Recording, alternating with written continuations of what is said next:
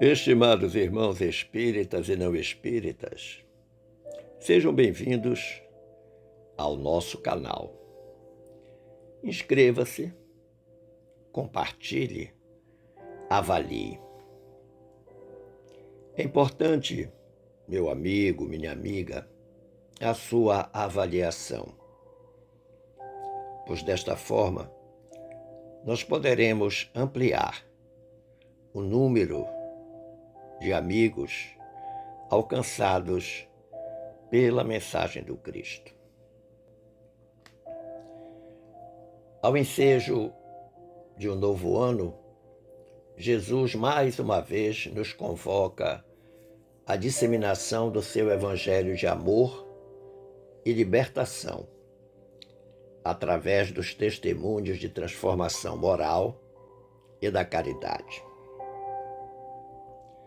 Foi-nos solicitado pela direção da casa conversarmos um pouco sobre o tema renovar e recomeçar com a luz de Jesus. E a esse propósito manda lhes dizer a benfeitora Glorinha: com beneplácito da reencarnação, Deus convoca a humanidade a renovar-se em espírito, pelo recomeço em nova existência. Urge não malbaratarmos essa oportunidade sob pena de punirmos a consciência com a dor do arrependimento. Então está aí uma mensagem que deve tocar o nosso coração. Cada existência vivida é uma oportunidade única, singular, de progresso espiritual. Mas a esse respeito, no tema de hoje, para início de conversa, vamos identificar o sentido dos verbos renovar e recomeçar. Renovar como verbo transitivo pode significar, entre outros, tornar novo, por óbvio, melhorar, trazer novamente a lembrança no recordatório. Por outro lado, recomeçar como verbo transitivo e intransitivo significa basicamente tornar a começar ou reiniciar. E a pergunta que eu lhe faço inicialmente é: o que há de comum entre esses verbos? Observe, meu amigo, minha amiga, que ambos indicam mudança. Claro que estimamos uma mudança para melhor, não se deve mudar para pior. O segundo aspecto a ser considerado é sobre a luz de Jesus, considerando que o tema é renovar e recomeçar com a luz de Jesus. No Evangelho de João, capítulo 8, versículo 12, Jesus afirmou: Eu sou a luz do mundo. Quem me segue não andará em trevas, mas terá a luz da vida. Evidentemente que é uma proposta metafórica, não a luz física que nós conhecemos, mas a luz espiritual. Que significa quando Jesus diz quem me segue? Ou seja, quem cumpre o meu evangelho de amor e libertação. Não anda em trevas. Por quê? Porque tem a sua existência iluminada pelos aconselhamentos de Jesus. E evidentemente que quem assim prossegue terá uma consequência naturalmente maravilhosa, que o Mestre anuncia quando diz: terá a luz da vida. Mais adiante, Jesus acrescentou, conforme o Evangelho de Mateus, capítulo 5, versículo 16. Ele disse: brilhe a vossa luz. Olha que interessante.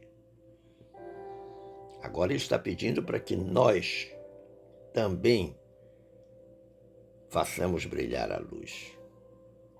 Ora, se ele recomendou brilhe a vossa luz, é porque ela, a luz, já está íncita em nós, já faz parte de nós mesmos. Porque, não obstante termos sido criados enquanto espíritos simples e ignorantes, Deus implantou em cada um de nós a luz divina. Daí sermos considerados lucigênitos, ou seja, portadores originalmente da luz divina.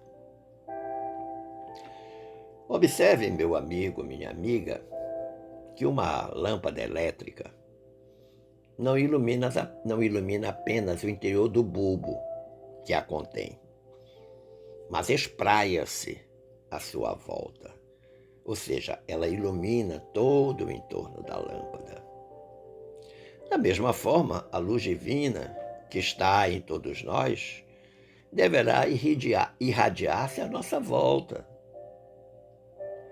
Porque conforme está no Evangelho de Mateus, capítulo 5, versículo 15, ninguém acende uma candeia e a coloca debaixo da cama, e sim no velador, para que todos possam ser por ela iluminada, por essa luz.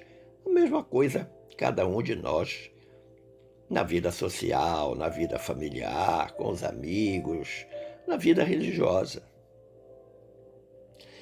Tal como na lâmpada elétrica, cuja luz interior espraia-se para o exterior, o processo de iluminação do espírito, embora sendo interno, ele desdobra-se em consequências externas, pois interage no campo social em que vivemos. Apreciemos agora o verbo renovar. Esse verbo renovar, ele tem como substantivo a renovação. Agora, para renovar-se, o homem precisa inicialmente aceitar e aceitar-se.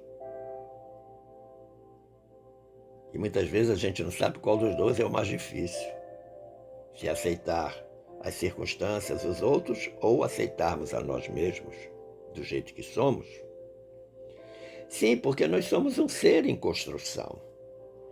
Um ser disposto ao progresso espiritual, tanto ou mais se dedique a esse progresso.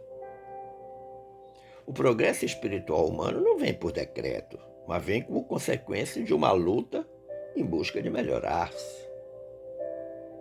Por outro lado, precisamos aceitar a vida e todos os seus participantes como são, recolhendo de cada um as preciosas lições que podemos utilizar em favor do nosso progresso espiritual. Toda circunstância, todo fato, toda criatura sempre está trazendo uma lição para nós. São nossos mestres. Mas você pode até dizer, mas ele fez uma coisa que me magoou, que me aborreceu, que me chateou, que me feriu. Também é uma lição. Sim, porque diante dessa circunstância você vai treinar, você vai testar a sua paciência, a sua resignação, a sua capacidade de perdoar. E todas as vezes que você consegue fazer isso, você está se renovando. E isso é importante. O nosso querido Emmanuel, no capítulo 37 da obra Busca e Acharás, o título do capítulo é Paciência. Ele diz: paciência é compreensão. Compreensão é luz de amor. Aceitemos os obstáculos por testes de resistência e as provas por lições. Olha que interessante, algo que eu acabei de comentar com vocês. E ele diz mais. É dessa forma que aceitaremos a dificuldade, não por fardo de aflição que nos arrase as energias, mas por ensinamento que nos habilite a mais ampla aquisição de experiência. Sim, porque as dificuldades são preciosas mestras a oferecer-nos a experiência. E aí, nesse mesmo capítulo 37 da obra Busca e Acharás, ele vai oferecer aconselhamentos preciosos. Ele diz assim, que diante da enfermidade, deveremos afastá-la com os recursos curativos de que disponhamos, imitando o devotamento do lavrador que protege a enxada, em cuja cooperação encontra o pão de cada dia. Olha que interessante, uma analogia perfeita, né? Por que é que o lavrador protege a enxada? Porque é um instrumento de trabalho. Da mesma forma, nós temos que proteger o nosso corpo físico, curá-lo quando estiver doente, porque é a casa do nosso espírito, da nossa alma. Diz o Emmanuel, que buscaremos compreender os seres amados que nos apresentam lamentáveis quadros de provação, tolerando-lhes com serenidade até mesmo as injúrias. Aí um grande sacrifício de resignação diante das ofensas, e nós vamos ter não apenas que suportá-las, mas fundamentalmente perdoá-las, porque aquele que ofende seguramente está muito doente.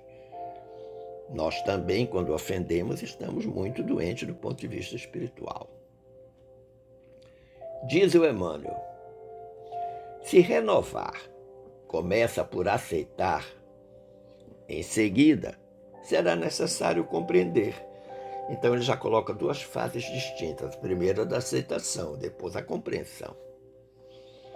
E ele diz, no quesito da compreensão, pesquisemos os próprios sentimentos e verificaremos quão difícil se nos faz a renovação íntima. Olha que interessante. Por quê? Porque observe, meu amigo, minha amiga, que do ponto de vista espiritual, renovar-se significa deslocar velhos conceitos, modismos, formas de existir consolidadas em milhares de reencarnações que o nosso espírito já experimentou. Espiritualmente, muitas vezes, nós somos viciados em um certo tipo de pensamento, de conduta, de tanto que repetimos isso nas nossas múltiplas reencarnações. E o Emmanuel está aconselhando que nós façamos uma pesquisa interior, porque talvez, nos conhecendo melhor, nós possamos entender melhor o outro. E isso é uma prova de renovação. O espírito irmão José, através do médium Carlos Bacelli, lá no capítulo 4 da obra Páginas de Fé, ele traz um ensinamento muito providencial para nós a esse respeito. Ele diz assim, quando o homem finalmente aceita o Cristo no coração, a vida se lhe renova em todas as dimensões. Vive no mundo, mas não mais pertence ao mundo. Sofre, mas não mais amaldiçoa a dor. Chora, mas não mais se revolta ou desespera. Luta, mas não mais deserta do campo de batalha. Então vejo que a renovação que nós experimentamos quando aceitamos Cristo no coração, ou seja, nós vamos pautar a nossa existência naquele modelo existencial de Jesus, descrito no seu Evangelho de Amor e Libertação. Então, quando nós fazemos isso, nós começamos a ver o outro lado da moeda. Somos do mundo, mas não pertencemos do mundo. Sofremos, mas nem por isso amaldiçoamos quem nos faz sofrer. Choramos, mas não ficamos revoltados. Lutamos, mas não abandonamos o campo de batalha nas decepções. E você pode então perguntar, mas por quê eu tenho que agir assim? E o próprio irmão José responde, dizendo, porque à luz do discernimento lhe clareia os passos, e ele agora sabe para onde caminha.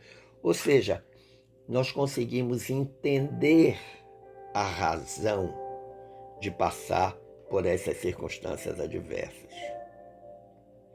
Eu volto a dizer, esse discernimento se desenvolve através da aplicação diária do Evangelho de Jesus em tudo que constitui a nossa existência. Creio que vale a pena aqui nós lembrarmos o cantor e compositor Roberto Carlos, quando diz: luz que me ilumina o caminho e que me ajuda a seguir. Sol que brilha à noite a qualquer hora, me fazendo sorrir. Claridade, fonte de amor que me acalma e conduz. Essa luz só pode ser Jesus. Eu creio que essa música do Roberto Carlos foi escrita mediunicamente. O benfeitor Emmanuel, na obra Caminho da Luz, falando sobre Jesus, ele diz assim: todas as coisas humanas se modificarão. Ele, porém, é a luz de todas as vidas terrestres, inacessível ao tempo e à destruição. Ou seja, a perenidade do ensinamento de Jesus, o que Jesus significa para todos nós, o simbolismo de Jesus na existência de cada um de nós, como diz o Emmanuel, é inacessível ao tempo à destruição, nada modificará. Os exemplos de Jesus, a sua vivência diária enquanto esteve entre nós, tudo o que ele disse, tudo o que ele fez continua absolutamente atual. O tempo não conseguiu modificar o entendimento desses ensinamentos. Agora, se alguma autoridade devemos exercer nessa renovação, é a autoridade do amor. Sim, porque renovar-se é fundamentalmente experienciar o amor em todos os tempos e modos, em todas as circunstâncias, mas o amor verdadeiro.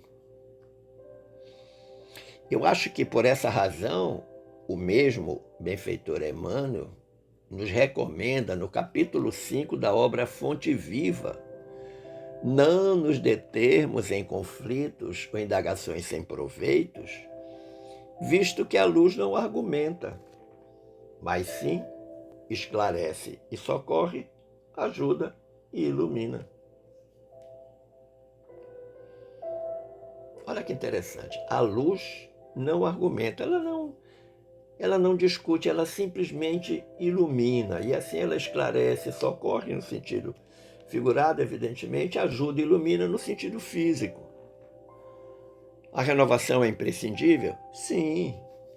Por quê? Porque a vida cristã é uma caminhada de transformação contínua. Nossos hábitos, nossas práticas de vida são um reflexo direto dos nossos valores internos, das nossas crenças. E claro que sem uma mudança fundamental em nosso modo de pensar, nossas vidas permanecem inalteradas. Seremos os mesmos todos os dias. Eu creio que nós podemos sintetizar a partir dos aconselhamentos dos benfeitores espirituais, nós podemos sintetizar o esforço de renovação da seguinte forma. Em primeiro lugar, devemos ter claro em nossa mente: a conquista dos bens terrenos faz parte do progresso da humanidade. Isso é fato.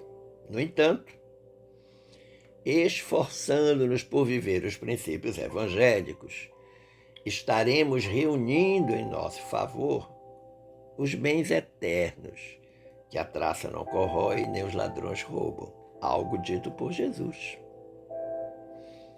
Nós temos direito aos bens terrenos? Temos. Conquistá-los com honestidade, conquistar o necessário.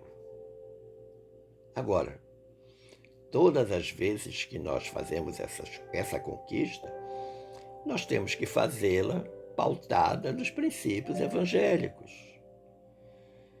Porque aí esses bens se tornam verdadeiramente eternos. A razão da traça não corroer nem os ladrões roubarem. Segundo aspecto, grande parte dos problemas espirituais que nos assolam somente serão superados em definitivo pelo esforço constante na autoeducação e na prática permanente da orientação recebida de Jesus no seu Evangelho. Prática permanente. Autoeducação, autodesenvolvimento, autoestima, autossustentação de valores morais. Quando nós conseguirmos pautar a nossa vida no Evangelho de Jesus, grande parte dos nossos problemas espirituais serão resolvidos. Mas não pense você que você vai ficar isento ou imune a problemas. Não, eles continuarão a existir. Mas você, eu, todos nós teremos uma nova forma de enfrentá-los, com o que eu chamo de dignidade crística. Terceiro aspecto que nós devemos considerar nesse esforço de renovação. Nós estamos na Terra, nós viemos para a Terra, nós reencarnamos para aprender e progredir espiritualmente. Não existe nenhuma outra motivação além dessa. Ninguém veio para a Terra para ser rico, milionário, poderoso, super, ultra cheio de conhecimentos. Não. Isso pode até ser a ferramenta, mas você, eu, todos nós viemos para aprender e progredir. Cabe-nos, portanto, o esforço na conquista desses tesouros eternos que foram falados anteriormente. Uma vez que a nossa bagagem, ao retornarmos ao plano espiritual, será constituída dos valores positivos ou negativos que venhamos a gravar em nosso espírito, ou seja, imantar em nosso espírito. É isso que nós vamos levar. Nós não vamos levar nada de material. Nós levaremos todo o bem que nós fizermos, mas também levaremos o mal. Um nos favorece, o outro nos desfavorece. Outro aspecto a considerar neste esforço de renovação é que a doutrina espírita, a nossa doutrina espírita, revivendo o cristianismo em toda a sua intensidade, nos oferece os recursos preciosos para a luta constante na superação dos nossos obstáculos interiores, as nossas dificuldades internas. Muitas vezes nós achamos que as nossas dificuldades são exteriores, são externas. Não. Talvez as nossas grandes dificuldades ainda sejam interiores.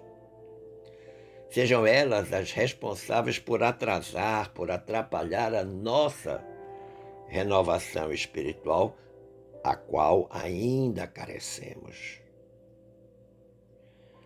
Muitas vezes ficamos perdidos no torvelinho das nossas dificuldades internas. Outro aspecto que nós devemos levar em consideração aí no esforço de renovação é que quando Jesus nos diz que não se põe remendo de pano novo em vestido velho, ele nos alerta que o cristão não pode se acomodar com meios termos, ou se volta na luta permanente para superar suas inferioridades, ou continuará apenas condicionando aos bons propósitos, deixando que valiosas oportunidades de renovação se percam. Ou seja, se você não faz o processo da transformação interior, como é que você vai conseguir aceitar as coisas exteriores? A luta para superar as nossas inferioridades é constante, razão pela qual uma outra razão a ser considerada é que viver bem é quando nós conseguimos renunciar às tendências infelizes do passado. Esse é o grande objetivo de renovação espiritual que nós devemos atingir. Sim, porque todos nós trazemos um passado de diferentes reencarnações na nossa luta constante do progresso espiritual. E se nós, porventura, tenhamos perdido uma, duas, três, X reencarnações e não avançamos nada, pelo contrário, estacionamos. É muito comum os espíritos dizerem nas reuniões mediúnicas o desencanto que eles experimentam quando percebem ao chegar no plano espiritual que perderam a sua última reencarnação, no sentido de evoluir espiritualmente. Outro aspecto a ser considerado neste esforço de renovação é que, frente ao Evangelho e frente à doutrina espírita, nós precisamos substituir o homem velho de ontem pelo cristão renovado de hoje.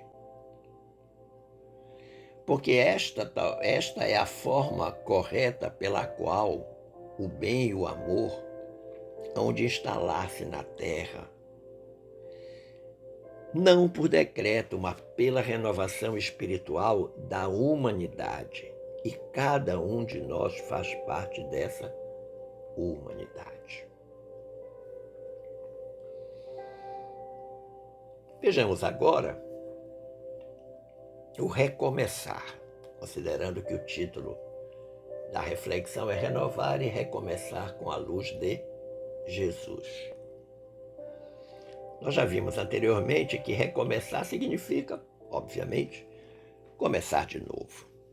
E aí eu lembrei de uma música do Ivan Lins, quando ele diz: começar de novo e contar comigo, vai valer a pena ter amanhecido. Olha que interessante. Começar de novo e contar comigo, vai valer a pena ter amanhecido. Nós podemos identificar, do ponto de vista espiritual, nesta frase da música, 3 elementos importantes. O primeiro deles, o começar de novo, que é recomeçar. Talvez porque não deu certo do jeito que estava sendo feito. O espírito recomeça a cada reencarnação porque na anterior ele não deu conta de tudo o que precisava fazer.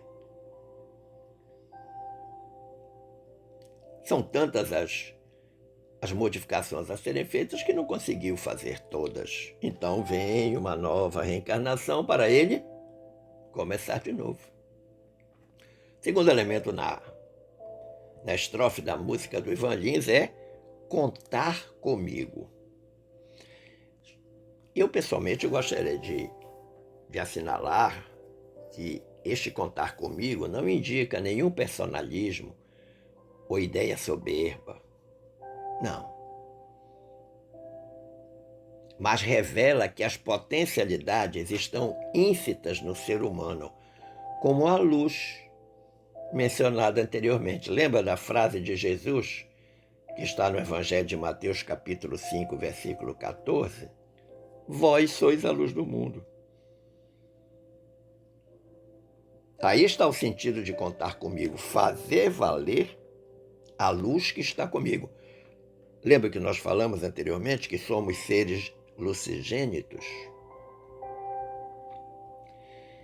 E a terceira expressão que está na estrofe da música do Ivan Lins é: vai valer a pena ter amanhecido. E podemos considerar isso como uma bela oportunidade da reencarnação. Porque nós reencarnamos para melhorar, para progredir, para consertar os erros desta e de outras existências. Mas há uma exigência fundamental. É preciso ter coragem. Sim, porque muitos desistem porque não admitem o próprio erro, porque têm medo da crítica, porque não estão dispostos a lutar consigo mesmo. E aí, se não fizer isto, não vai valer a pena ter amanhecido, ou seja, não vai valer a pena ter reencarnado. Vou perder a reencarnação no plano espiritual, vou ter uma crise de remorso muito grande, com certeza. E a esse propósito, o nosso querido Emmanuel, no capítulo 21 da obra Material de Construção, eu recomendo a leitura desse capítulo, porque o título é perfeito, o título desse capítulo 21. Aprender e recomeçar. O Emmanuel, a esse propósito, diz assim: não recuses o convite do bem que te chama a servir. Esquece-te e caminha. Esquece-te, ou seja, te desliga dessas materialidades prisioneiras, ou que aprisionam, melhor dizendo, dessas materialidades que aprisionam. E caminha, ou seja, segue em frente. O trabalho em auxílio aos outros te fará profunda e bela renovação. A bênção do Senhor te sustentará. Olha que interessante. Relembrando lá a frase do Roberto Carlos, né? Essa luz só pode ser Jesus. E sendo Jesus, é uma bênção que há de sustentar-nos. E o Emmanuel nos oferece preciosas lições de como fazer esse recomeço, já que estamos tratando do recomeçar, no capítulo 91 da obra Relicário de Luz. Lá no capítulo 91 do Relicário de Luz, o Emmanuel vai nos ensinar este recomeçar. Ele diz assim: ensina a caridade dando aos outros algo de ti mesmo, em forma de trabalho e carinho. E aqueles que te seguem os passos virão ao teu encontro oferecendo ao bem quanto possuem.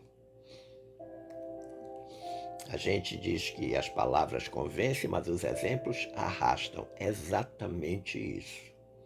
Aqueles que te seguem os passos virão ao teu encontro, ou seja, aqueles que seguem o teu exemplo. Você está arrastando os outros com aquilo que você está fazendo, com essa caridade em forma de trabalho, de carinho. Diz o Emmanuel, difunde a humildade, buscando a vontade divina, com esquecimento de teus caprichos humanos. Olha que interessante. Preciso cumprir com a vontade divina, mas não vou conseguir se eu caprichosamente achar que não devo. Tenho que fazer do jeito que estou pensando. E o Emmanuel, de novo, vai falar sobre a história da imitação, né? E os companheiros de ideal, fortalecidos por teu exemplo, olvidarão a si mesmos, calando as manifestações de vaidade e orgulho. Esse Emmanuel é fantástico. Ou seja, quando eu tenho uma conduta, uma existência humilde, eu consigo arrastar as pessoas neste exemplo. Diz o Emmanuel, propaga a fé suportando os reveses de teu próprio caminho, com valor moral e fortaleza infatigável. Então ele dá os dois elementos para que a gente faça a propagação da fé através da aceitação dos reveses, das dificuldades, dos problemas, da luta. Que ferramentas, melhor dizendo, são essas? O valor moral e a fortaleza infatigável. Sim, porque em algum momento vamos ficar cansados, mas vamos ter que redobrar as forças. Buscá-las em Jesus. E novamente ele vai dizer, e quem te observa crescerá em otimismo e confiança.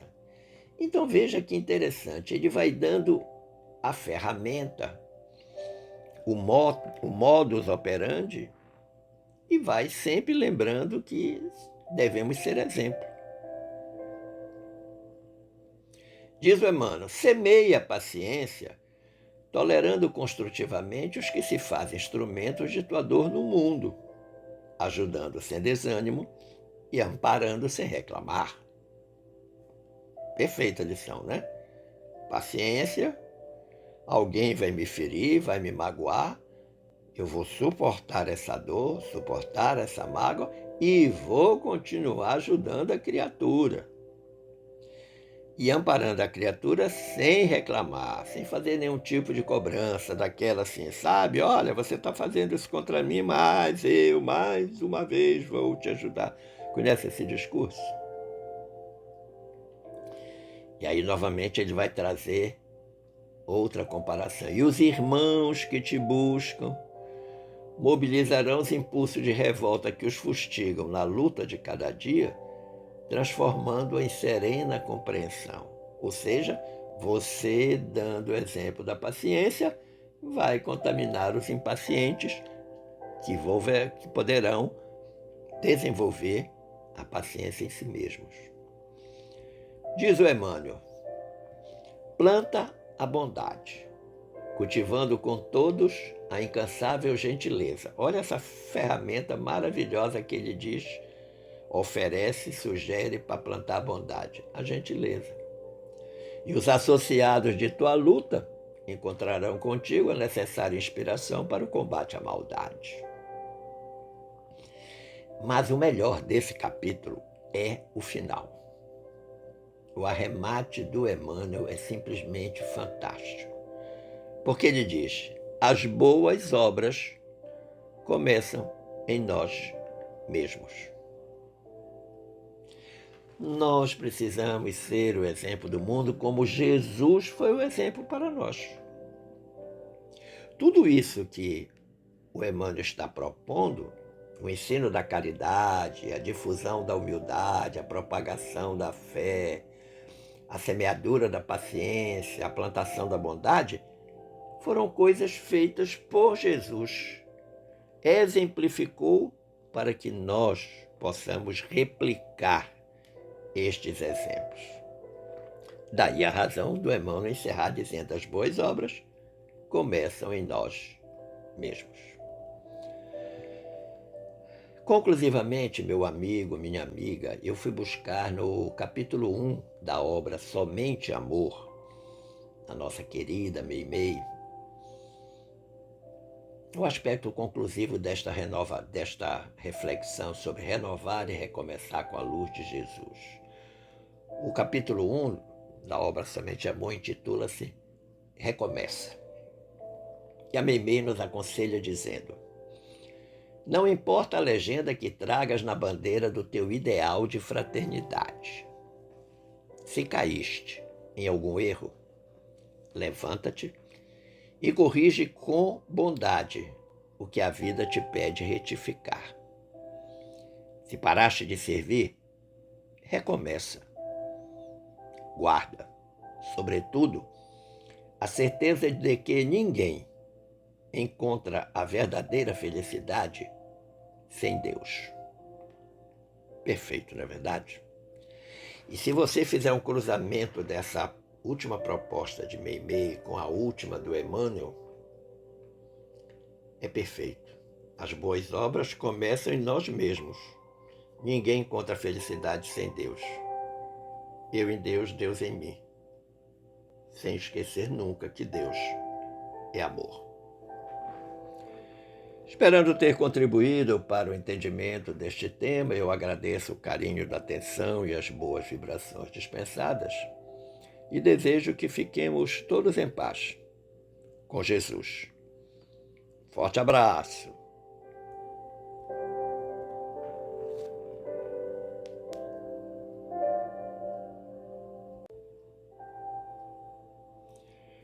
Estimados irmãos espíritas e não espíritas,